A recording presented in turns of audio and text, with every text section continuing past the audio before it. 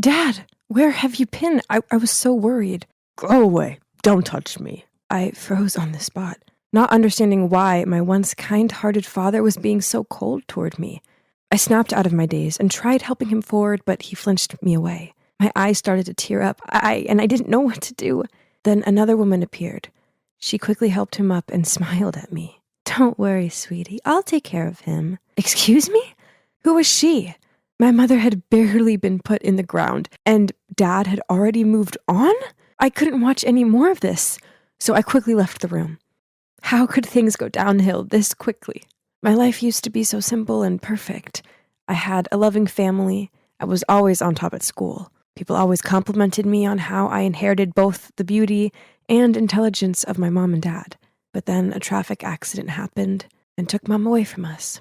Ever since then, my polite, well-mannered, loving dad changed into a cruel, bitter drunk who seemed to despise me. The next day, I arrived home from school with the worry about what state my dad would be in. But, why was Uncle Alfred on my doorstep? I invited him inside, and there was Dad, slumped on the couch, surrounded by empty beer cans. As soon as he saw us, he slurred out and started throwing the cans at us.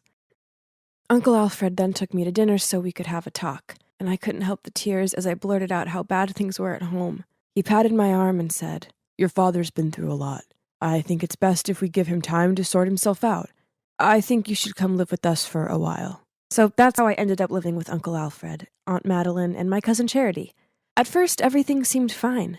As bad as it sounds, it was a relief to be away from Dad and to be able to properly process my thoughts for once. I was so grateful to Uncle Alfred for giving me a second home. But then he went away on a business trip, and everything changed. I was walking back to my room when Charity appeared in her doorway and tripped me up. As I stumbled and landed on my hands and knees, she snorted out, Yes, that's right. Bow down to your queen, you hideous peasant. You should know your place in this house. Ugh, that girl was such a pain. Since her dad went away, she wouldn't quit tormenting me. It's ironic that her name is Charity, but she doesn't seem kind at all. I'd had enough of her cruel jibes. This had just got personal. So I angrily replied, I know you're just jealous of me because your grades suck and you're not as pretty. Charity's eyes welled up. Then she shoved past me and ran to her mom.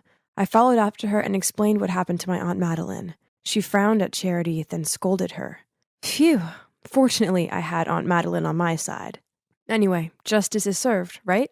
Wrong, as it wasn't long before my aunt's attitude changed toward me too. One time, I was helping my aunt cook a casserole when the doorbell rang. It turned out to be an old friend of my aunt. As soon as she saw me, she happily said, Wow, it's only been a few years, but Charity sure has grown up. The older she gets, the more she looks like Alfred, doesn't she? Look at her eyes and smile. I stared at Aunt Madeline in confusion and saw her mood immediately shift. That night when I brought the casserole dish out, Aunt Madeline took one bite, then spat it into a napkin. You're clumsy, thoughtless, and now an awful cook? Be a bit more useful, will you? I stared at her open-mouthed, unable to find the words to say. Then Charity piped in, Please, never make this again. Casserole is so gross. Just like you. Then she smirked at me as she dumped the entire plate into the trash. Weird. Didn't Aunt Madeline tell me to cook this because it was Charity's favorite? It seemed like life in this house wasn't going to get any easier. Over the next week, their mocking and snide comments continued. One day I styled my hair in a different way, and Charity sniggered at me. What's that? It looks like you got a lobster on your head. Have you ever considered dyeing your hair, by the way? Because blonde really doesn't suit you. On another occasion, I was invited to a party, so I put on this cute dress, but when I walked downstairs in it, they both stared at me. My aunt said, Oh, dear. Is that piece of rag making you look even chubbier than usual? Or is it because you've been so well fed living with us? Another time, I was sitting at the breakfast table, dabbing lip gloss onto my lips, when Charity yanked it off me. As I tried to grab it back, she sniggered out, What for? Putting this on your gross lips just makes you look desperate. No one wants to kiss you anyway. Gosh, my patience with this girl was wearing very thin. Worse still, Aunt Madeline overheard the whole thing, but she just laughed. I didn't understand why they were being like this. I knew I wasn't ugly or fat, and far from it. I know I'm pretty, as I was always complimented on my glossy long hair. Well, until I moved here, anyway. This was so confusing. Why were they jealous of me? It turns out that being too beautiful was not easy. Ugh. Things got trickier when my dad, who's also the school principal, returned to work after his time off. He totally ignored me, and it made me feel terrible. Then I arrived home from school to Aunt Madeline fussing over me and asking if I wanted anything to eat. Huh? What? Oh, I see. Uncle Alfred was back from his work trip. Ugh! It was time I exposed this mother-daughter duo's fake act once and for all. So that evening, I volunteered to cook. Yep, you guessed it. I made the casserole dish. As I brought it out, Charity accidentally shouted, "Ew! I already told you I hate this dish." Aunt Madeline turned pale, and Charity gave this gawping, shocked look. Then I dropped to my knees and pleaded, "I know I'm wrong. Please don't punish me anymore. I don't want to sleep in the basement again." Uncle Alfred looked very confused, so I continued. "I forgot that Charity hates this dish.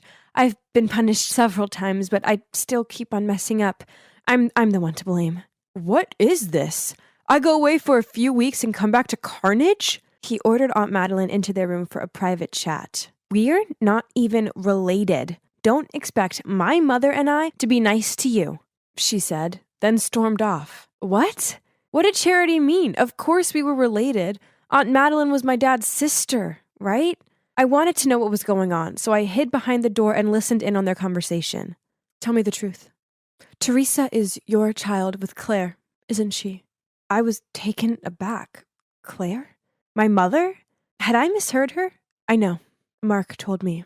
The day Claire had the accident, they ran some blood tests, and he found out Teresa's blood type didn't match his.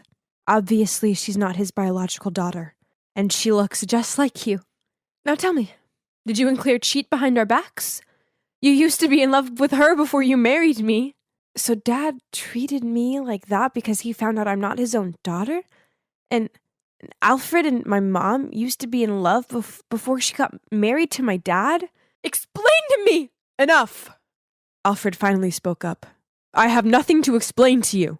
Hearing footsteps toward me, I rushed to my room, closed the door, then crawled into my blanket pretending to be asleep. Suddenly, I heard the door open. It was Alfred. "Teresa, let's get out of here." I packed a bag and left with my Uncle Alfred. We moved into a small apartment not too far from his house. Even though he took care of me a lot, he never mentioned that day ever again. I didn't dare to ask either. So we just let it slide. He had to be my real dad, right? He just wasn't ready to talk about it yet. I tried to avoid Charity as much as possible, but this wasn't always easy as we went to the same school. It wasn't like I was scared of her or anything, it was just awkward.